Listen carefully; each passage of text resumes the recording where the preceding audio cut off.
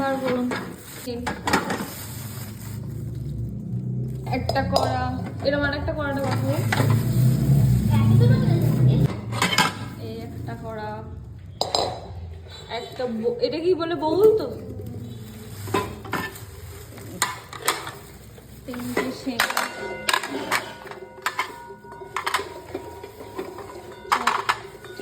কটা কিনেছেন? পাঁচটা। এই কিউট সাপ,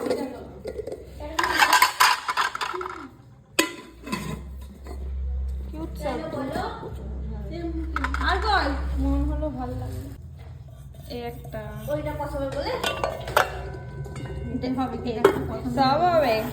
যখন খালি কেউ রোজা রাখবে একজনের জন্য ভাত করতে হবে, তখন এই হাঁড়িটাই ভাত করবে।